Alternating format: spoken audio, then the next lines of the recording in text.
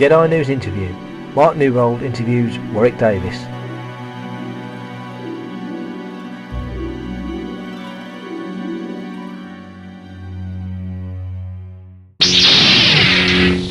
You've obviously been involved with Star Wars since '82. Yes. How exciting has that been? How thrilling has that ride been for you? Well, I still find it amazing that we're now 30 years from the original Star Wars movie and 25 years from Jedi, and it's still as popular as ever. You know, there's still this kind of force behind it, I suppose.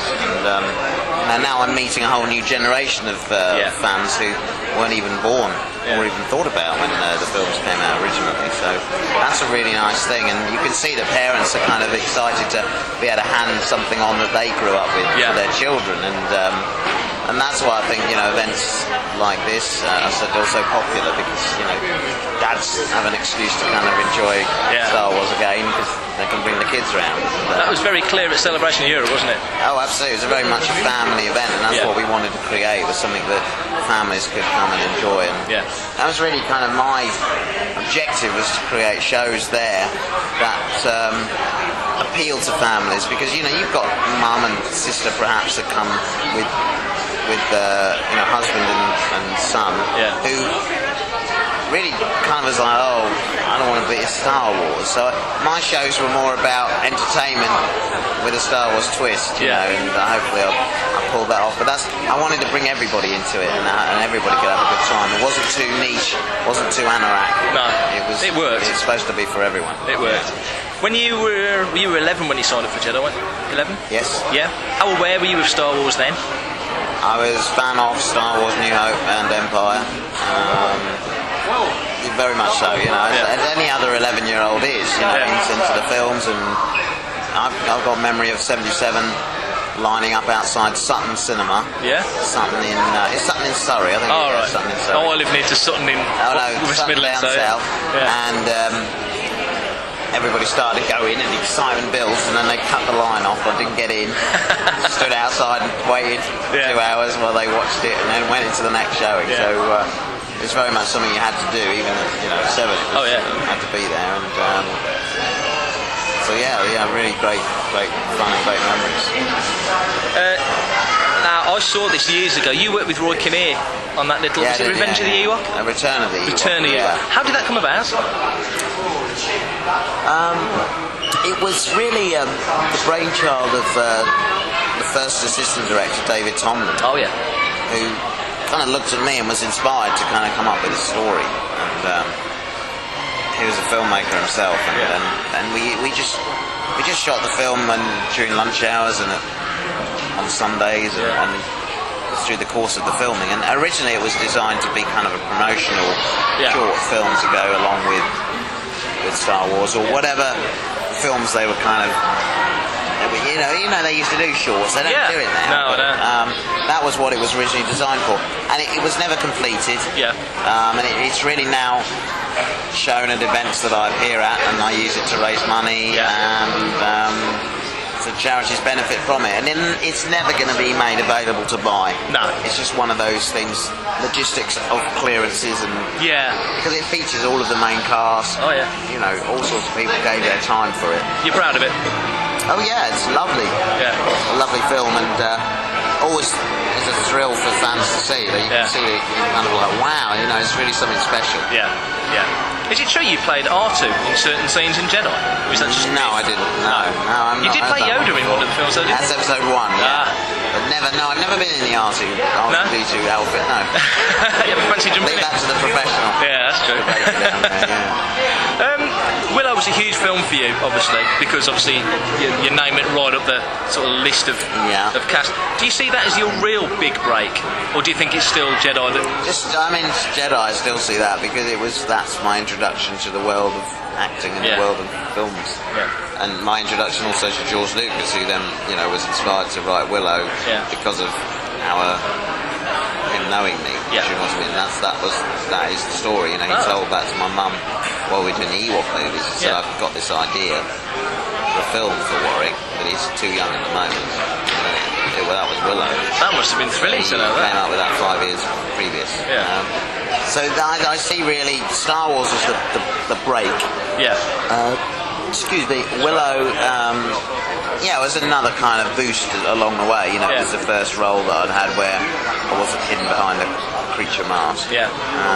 And still, again, another tribute to George Lucas once again. He's created a film in Willow that has stood the test of time. And certainly has. 20 years from that film, and people today, it's just as popular as Star Wars here. Yeah. Certainly, from people have been speaking to me. Yeah. You did the Leprechaun movies as well. How did that come about? I first got the script in '91 for the first Leprechaun film. It's really weird, right? Been busy recently.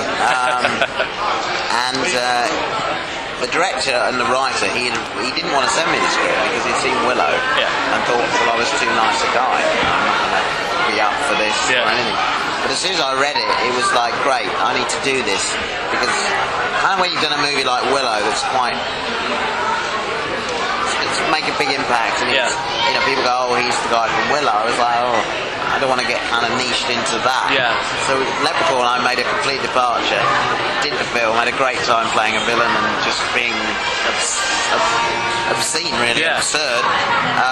It was great fun, and it did show I had diversity in it, so it worked. Yeah. And it was my first taste of having a prosthetic makeup, and I've gone on to become quite the expert in wearing prosthetic makeups. But now there have been 6 Leprechaun movies, and fans are always crying out for another. You going to do more?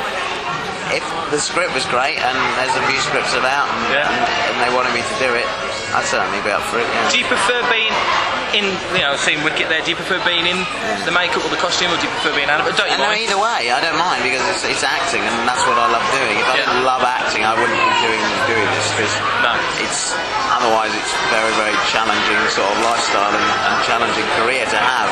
You have to have a passion for it. Yeah. There's some people that go into this business thinking, oh, I'll be an actor. They make a nice bit of money.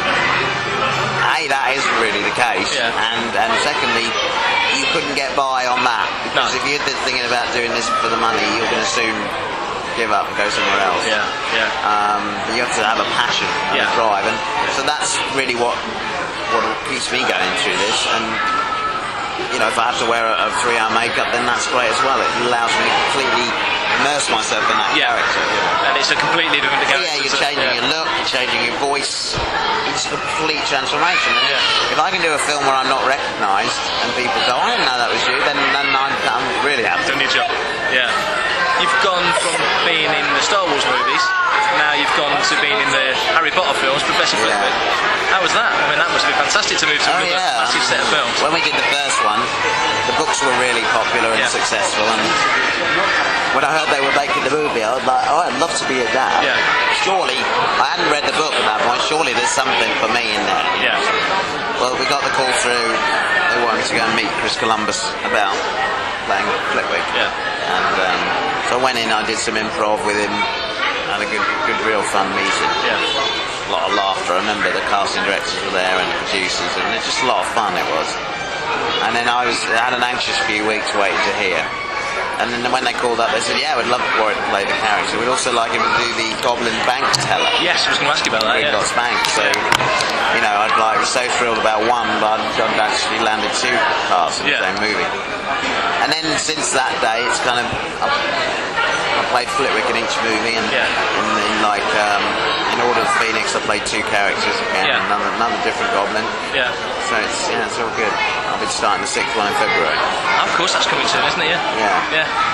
And you're going to be. I haven't read the books myself. So you're in all of them. Yeah, I mean Flitwick's in all of them. Whether he makes it to the script each time, I'm up to number 6. So fingers crossed. Final question: extras, classic. How did that come about? Because that was fantastic. I was at home just minding my own business, and the phone rang. I remember it vividly. I was in the kitchen. I said, hi. And he said, this is Ricky Gervais. Yeah. I was a huge fan of The Office. Love it. I mean, really loved it. And the series, and obviously extras since, but huge fan of The Office and stuff Ricky was doing. And I went, oh yeah. I said, no, it's Ricky. I said, who is it? I thought it was been to wind up my mate or something. Yeah. And he started laughing at that. I thought it was hilarious. So this very weird laugh this guy's got. It really does sound like Ricky Gervais laughing. Yeah. So that is you, isn't it? And he said, yeah. and he said, I want to pitch an idea to you. I'm going to do something called Extras. So this was before Series 1. Yeah. And he described the kind of basic plot of the episode, and he said, well, I end up kicking you in the face, are you right with that? I said, well, I love The Office, and it'd be an honour to be kicked in the face by you. So then, through other circumstances, me being busy and what have you, Series 1 didn't work out, and then when it came to Series 2, then obviously the episode was in, and we did it, so it's good. And I can't believe the response. I didn't know so many people watched Extras, you know, there's young and old. People just love it. I don't know whether they enjoy me kind of being sort of made fun of by Stephen Merchant and my reaction to that, or they enjoy seeing me be assaulted. I don't know what they enjoy. It's a bit of everything, I think. Oh, good. I wish I had to say that, but no, people love that. They just loved it. No, you're just playing like an evil version of yourself, and your girlfriend was... Well, I wasn't I was just kind of more... A bit full of yourself, a bit arrogant. Exactly, that's what you do. You have to go a bit bigger than you normally are. Oh, yeah. Spot on. Excellent. Thanks very much for that. All right. Pleasure. Nice to meet you. Cheers, and you. See you. Thanks.